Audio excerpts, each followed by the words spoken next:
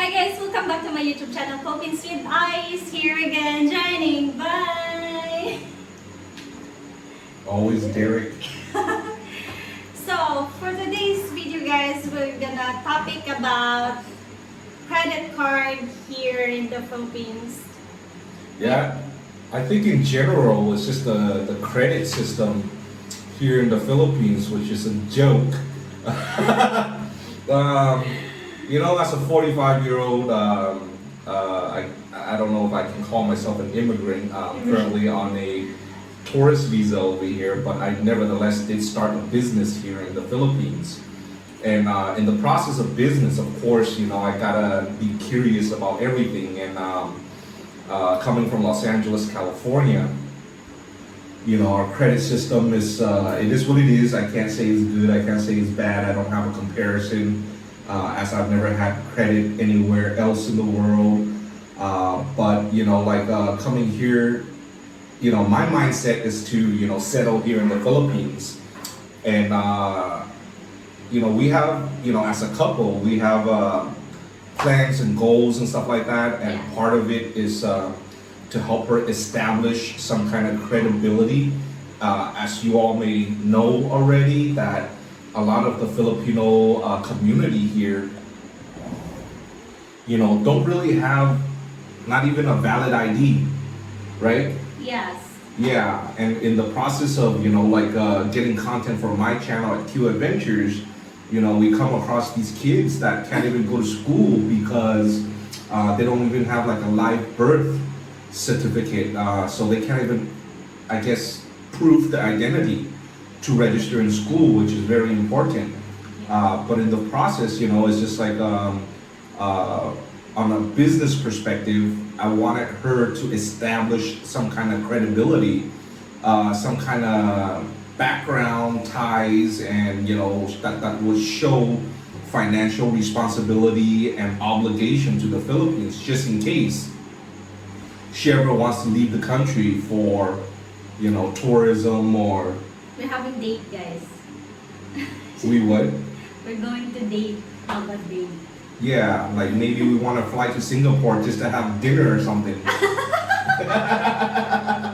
And fly right back. Oh my. But the whole process is just figuring things out, it's just like, as we're just inquiring, a lot of people tell us a lot of different things. So, even when I tried to open a bank account as a foreigner for myself at Security Bank, it's just fascinating that I'm asking about the requirement from one teller over here, and then they give me a list of requirement, and then the teller right next to the teller that I talk to is telling me something completely different, completely opposite and contradicting, which is just crazy for me. It's just, I guess the learning curve over here is just you gotta dive in and just gotta do it.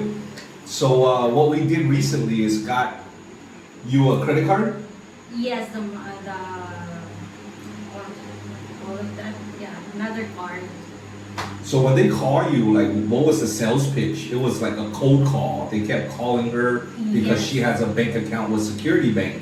Yes. So I guess the credit department, go down the customer list and solicit business. And when they call you, what did they ask you to do? They asked me if I want to upgrade my credit card. And when I also bounced in a question if what's the benefits of having another card, then they said, oh, you can use this mom for travel, Then I asked them another question that card is already have like insurance, travel insurance, especially that we're having plans to going to abroad, something like that. Then they just responds to me that yes, you can use this mom, and this card is already have a travel insurance, then done. So I accept, but the thing is... Yeah, so basically, to reiterate what she said, it's just like during the phone call, I wasn't on the phone call, but when she told me that they contacted her, I made sure that she asked certain questions, like what the annual fees are, what the fees in general are, what's the benefit of having a credit card.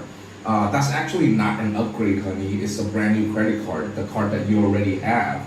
Although it is a MasterCard, it's a debit card, you know. So they, like when they say for you to upgrade, that is just a lie.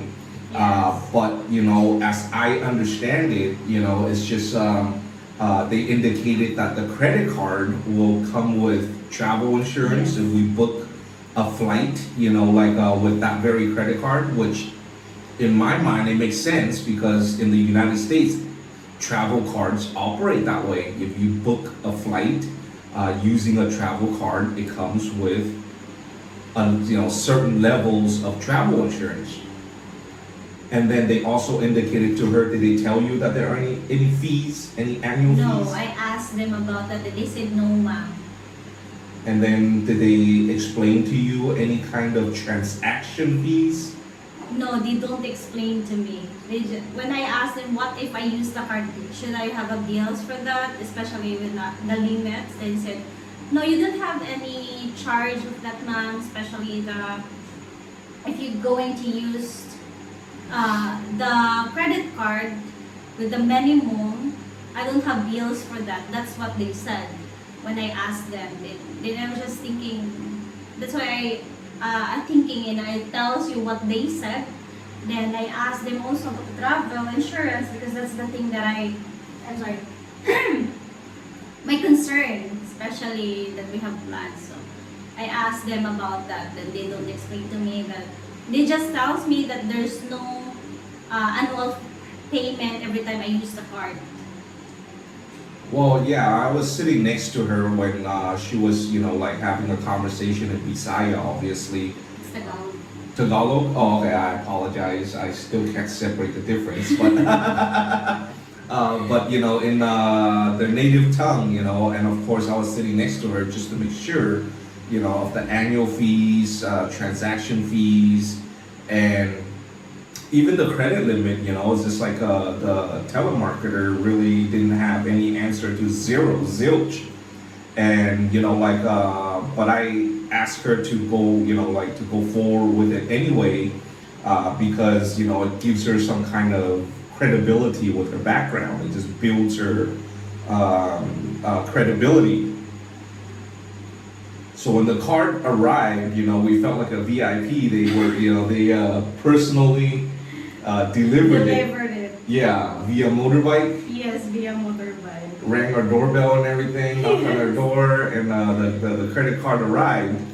And of course, it doesn't come with anything. There's no fee schedule, no zero anything. So the only way we can find out is by initiating usage, which I don't mind. Just as things progress here in the Philippines, it's just like you inevitably, especially you come at my age and you want to start a business and stuff like that and be proactive within the community. It's just like you just have to trial and error. You just have to dive in and do it. And then we used the card the first time at SNR, Filipino Costco. By the way, I just found out SNR is the initials of the very folks who founded Price Club and Costco and stuff like that. So, Costco and Price, Costco does have a ownership interest in SNR here, which explains why they carry a lot of Kirtland signature brand and, Costco related products. So getting back to SNR, our favorite store. Yeah. My bacon. Yeah. We ran the card the very first time at SNR, our shopping bill came out to like 16,728 pesos. And we ran it, which translates to about, a little bit over 300, 310, whatever. Can't do with the math right now.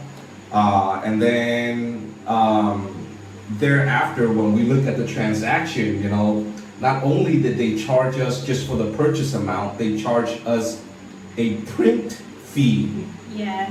If anybody in the Philippines watching this, if you know what a print fee is, please leave a comment and let us know.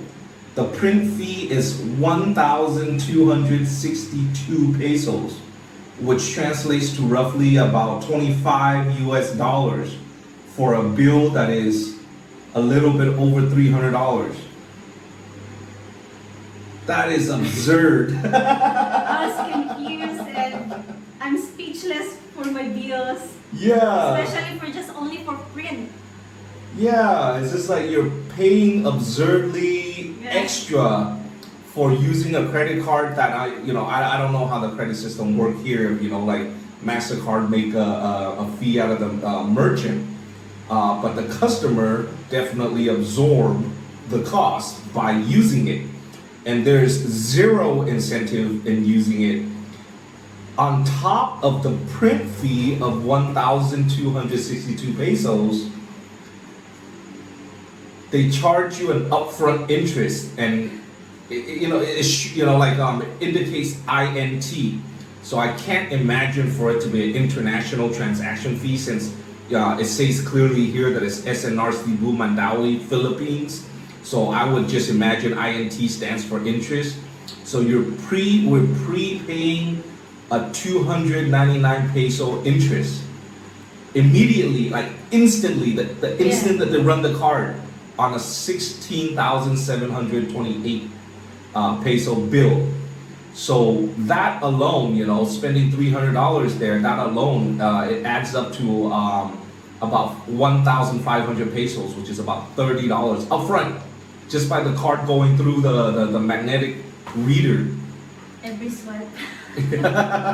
Yeah, so I was just dumbfounded. It was just crazy. So you're paying $30 upfront, more expensive for $300 worth of merchandise. Who in their right mind would do that? We just found that out. We learned the hard way. So as far as, and then our next transaction was at a place called Grind Galleria. My 45-year-old butt decided that to get a skateboard and start trying to skateboard, learn how to skateboard. So I bought a skateboard, and she ran the card, and the skateboard was 5,990 pesos, and the print fee was absurd 1,967 pesos.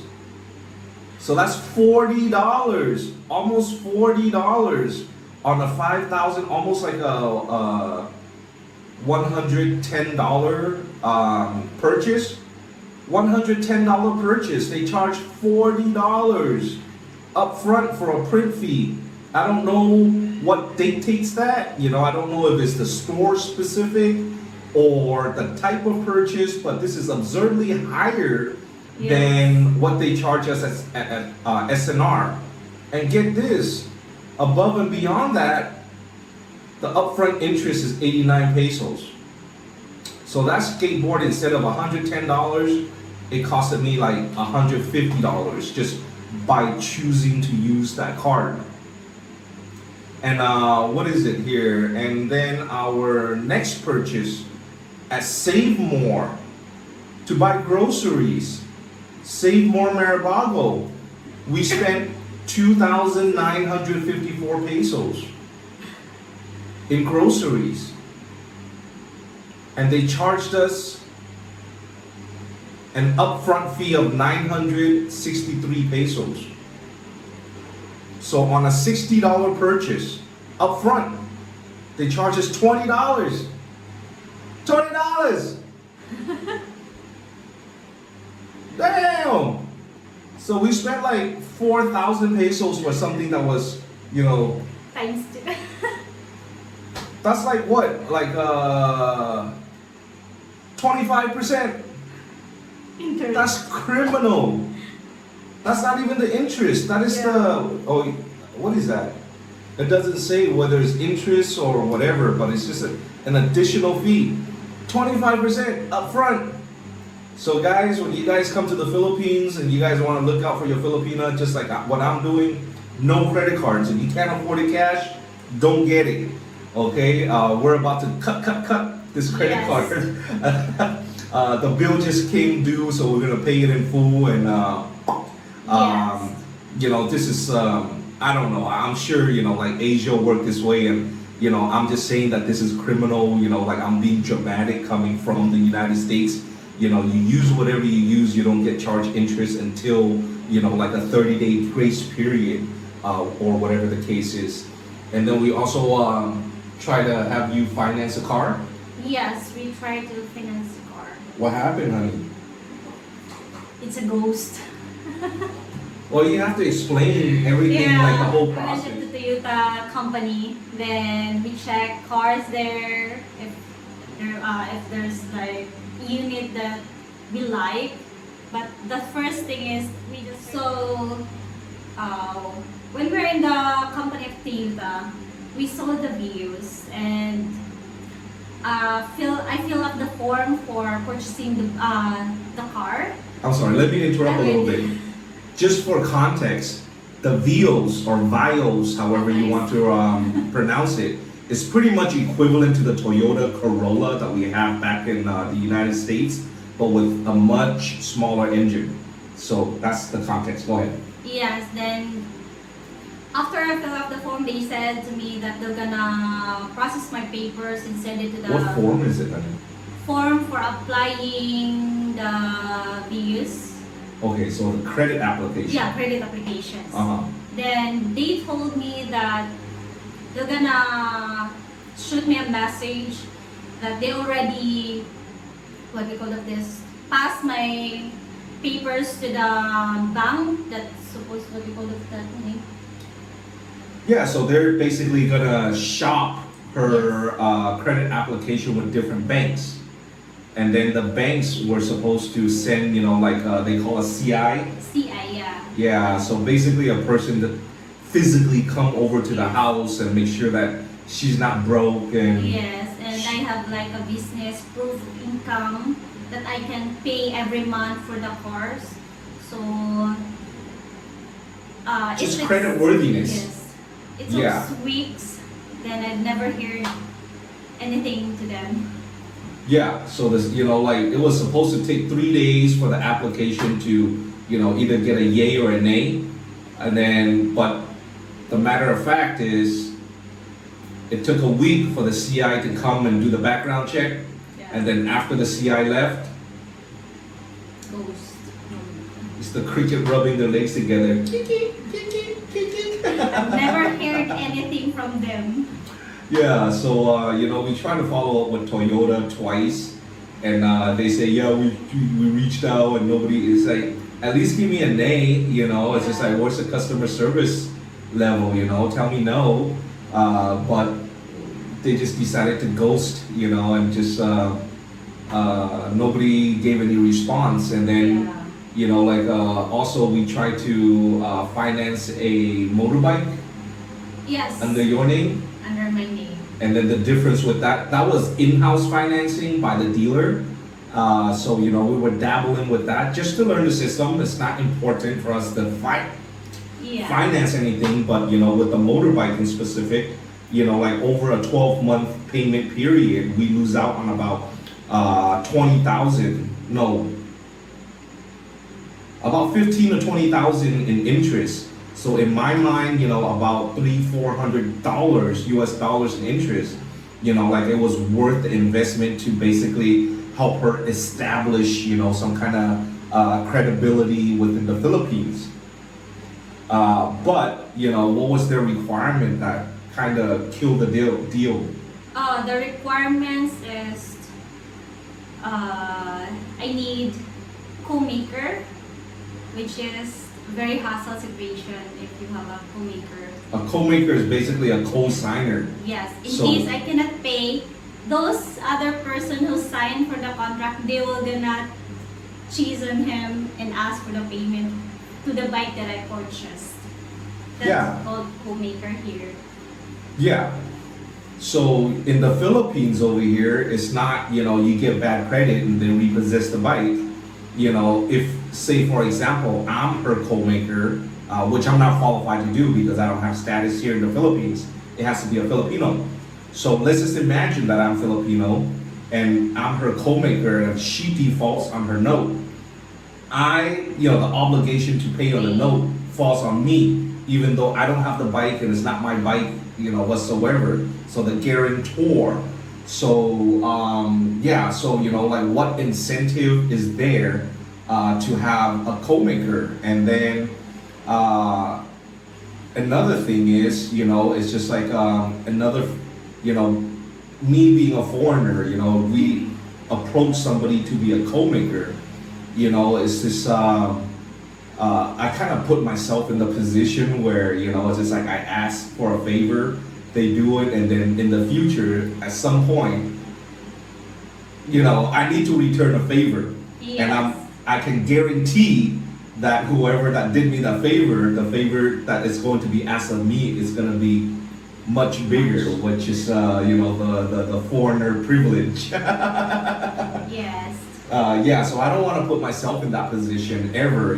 Financing something is just something that I want to dabble with and learn the credit system here. And